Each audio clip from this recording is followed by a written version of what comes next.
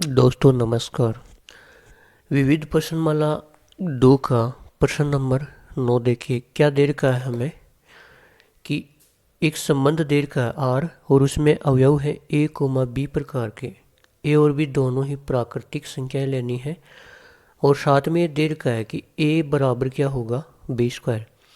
यहाँ पे क्या होगा, यहाँ पे जो आगे नंबर लिखा है ना बी, उसका स्क्वायर यहाँ पे होगा। ठीक है, द्वारा परिभाषित एन से एन में एक संबंध आर है। क्या ये कथन सत्य है? पहला दे रखा है a comma a belongs to R, सभी ए बिलोंग्स टू एन के लिए। तो देखिए इसका हल देखिए दोस्तों। पहला क्या दे रखा है, a comma a belongs to R, सभी ए बिलोंग्स टू एन के लिए। ये सत्य है या नहीं है ये बताना है। तो दिया है आर बराबर ए कोमा बी प्रकार के इसमें अवयव है और ए और बी प्राकृत संख्याएं होती हैं। तो ए बराबर क्या होता है, बी स्क्वायर होता है। ठीक है ना, ओके। अब देखिए दोस्तों, हम क्या बनाते हैं कि ये जो फलन दे रखा है परिभाषित एन से एन में है ये परिभाषित, तो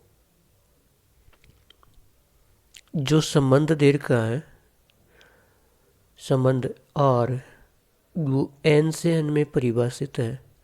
तो हम दो समुच्चय बना लेते हैं।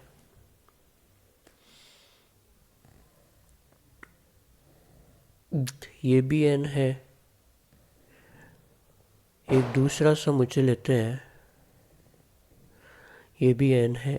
एन से एन के अंदर परिभाषित है एक संबंध 1 2 3 4 5 6 7 8 9 10 11 12। इस प्रकार से एन में बहुत सारे नंबर होते हैं 2 3 4 5 6 7 8 9 10 11 12 13। एन के अंदर बहुत सारे नंबर होते हैं। अब हमें क्या करना है, इस परिभाषा को देख करके इसको देखना है ए कोमा बी प्रकार के अवयव होंगे यदि ए बराबर बी स्क्वायर होगा। तो यहाँ पे मान लीजिए मैं एक ले लेता हूँ, तो इधर एक का स्क्वायर मिलना चाहिए और सेम मिलना चाहिए। तो एक का स्क्वायर एक ही होता है और सेम है।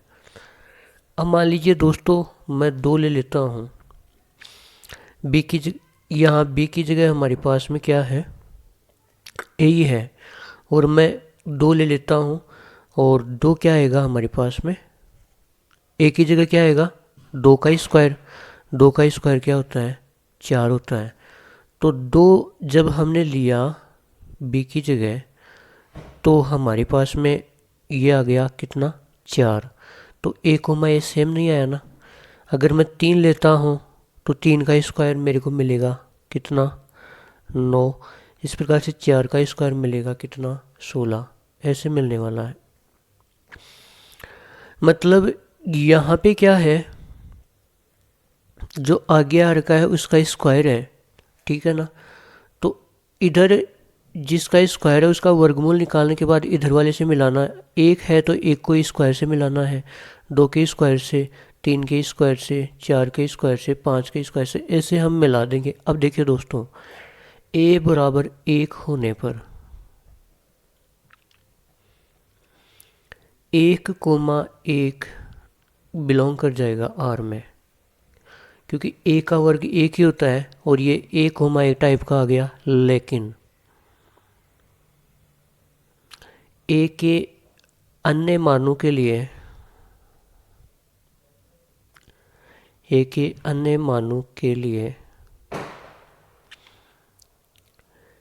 A comma a does not belong to R होता है। अतः दिया गया कथन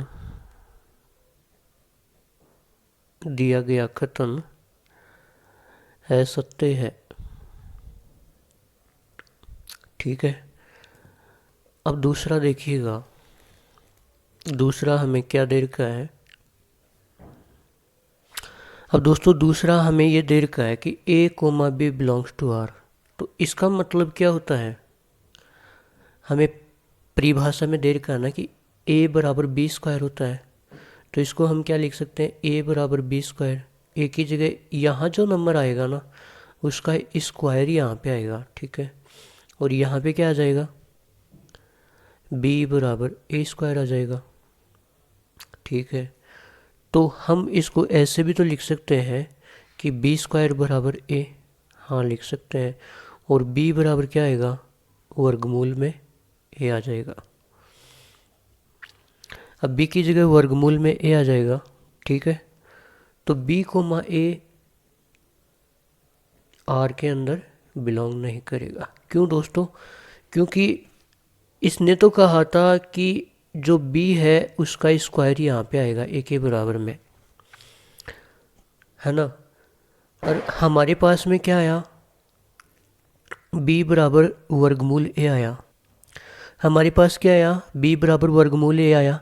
जबकि ये दिखाने के लिए हमारे पास क्या आना चाहिए, बी बराबर ए स्क्वायर आना चाहिए। जबकि हमारे पास बी बराबर वर्गमूल रूट ए आया और आना क्या चाहिए, बी बराबर ए स्क्वायर आना चाहिए। अतः बी को ए आर के अंदर बिलोंग नहीं करेगा। अब तीसरा देखिए, तीसरा हमें क्या दे रखा है, a comma b belongs to R. इसका मतलब क्या होता है, इसका मतलब तो ये होता है कि जो ये ए दे रखा है ये बी स्क्वायर के बराबर होता है, ठीक है। तथा दूसरा हमें क्या दे रखा है, ये बी है, ये सी स्क्वायर के बराबर है। इसको समीकरण नंबर 1 लिख लेते और इसको समीकरण नंबर 2 लिख देंगे। अब दोस्तों b का मान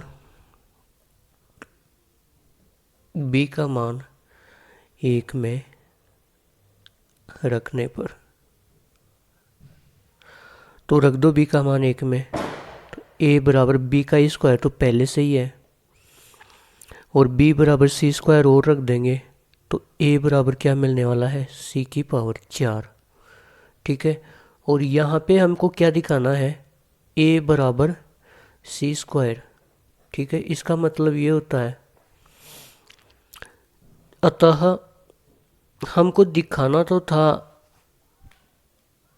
a बराबर सी स्क्वायर और हमको क्या मिल रहा है, a बराबर c की पावर 4। अतः a कोमा c आर के अंदर बिलोंग नहीं करेगा, ठीक है दोस्तों। ये था प्रश्न नंबर 9।